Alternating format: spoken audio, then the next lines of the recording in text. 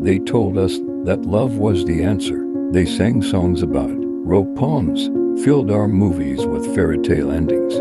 But they never told us that sometimes love would be the very thing that breaks us, that sometimes the hands we hold would be the ones that scar us the deepest. Welcome to a journey not just about heartbreak, but about awakening. Today, we'll walk through a story, a reflection of many lives, maybe even yours, about why some relationships hurt more than they heal, and we'll uncover wisdom from voices like bell hooks, 𝒂𝒐𝒏𝒔𝒉𝒊𝒑𝒔, and Esther Perel, who remind us, love is not enough. We must choose the kind of love that makes us more ourselves, not less. There once was a girl named Sariah, raised in a home where love was measured in survival. Her father loved her, in his way, tough love, rough words. Her mother, always busy surviving herself. So, when Sariah met Damon, a man who showered her with attention and promises, it felt like magic. But what she didn't see, what neither of them saw, was that two wounded hearts rarely heal each other without first tearing each other open. 𝒂𝒐𝒏𝒔𝒉𝒊𝒑𝒔, in the course of love, explains, we fall in love not simply with a body but with a story, a history, a set of wounds.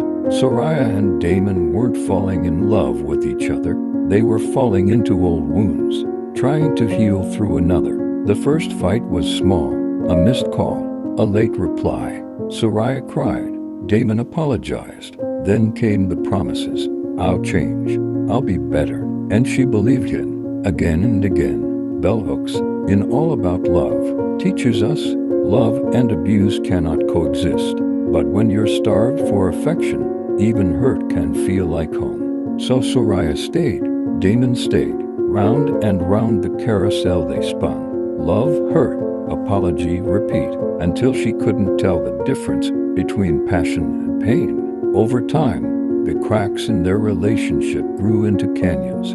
Damon's insecurities flared into anger. Sariah's need for reassurance turned into desperation. Every apology sounded emptier. Every I love you felt heavier. In Mating in Captivity, Esther Perel shares, we often seek intimacy, but confuse it with control, dependency, or validation. That was Sariah and Damon, two people confusing ownership for love, possession for affection. What they called fighting for the relationship was just another way of hurting each other and calling it loyalty.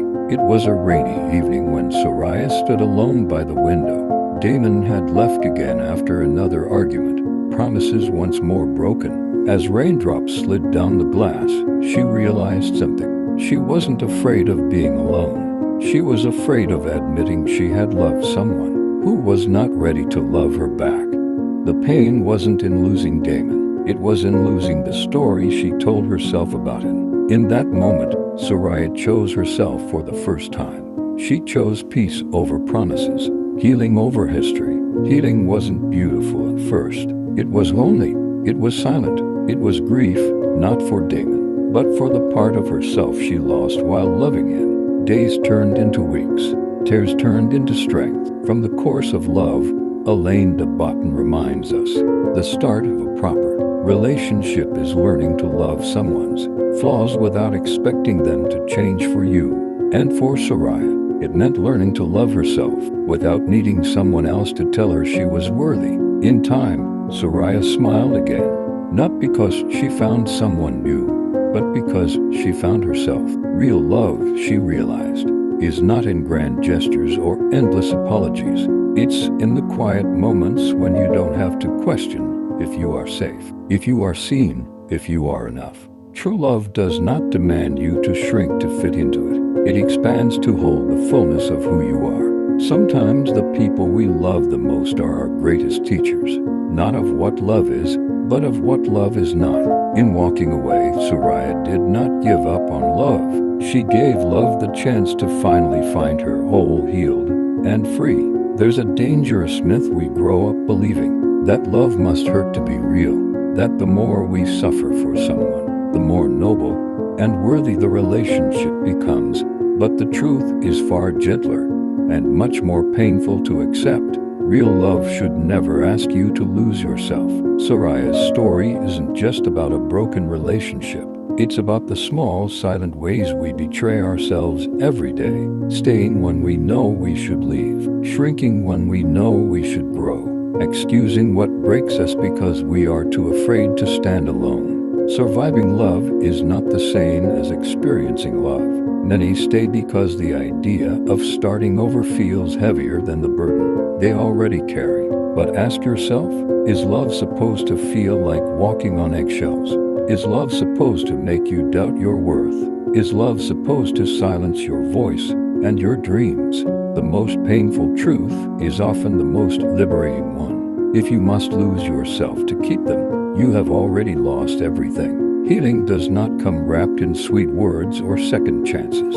Healing is ugly at first, a process of grief, anger, guilt, but over time, the spaces where their absence once hurt the most will become sacred. Places where you built yourself anew. You are not hard to love. You just tried to bloom in the wrong soil. When you choose yourself, you don't abandon love. You honor it. You demand that love rise to meet you, not pull you down to survive it.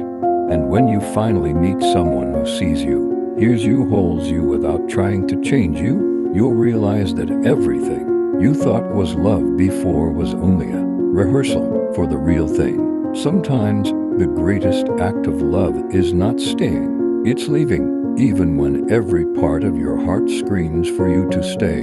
Sariah didn't fail because she loved Damon. She didn't fail because she fought for their future. The truth is, you can love someone deeply and still realize they are not your safe place. You can give your best and still not be enough for someone who refuses to grow.